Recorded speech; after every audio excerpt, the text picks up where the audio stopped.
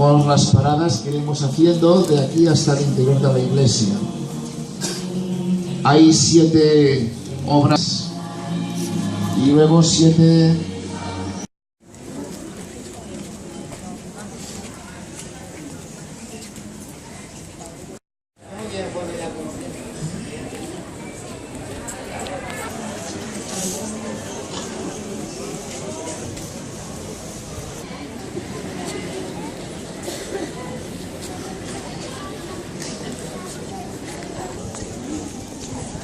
Que primero dije.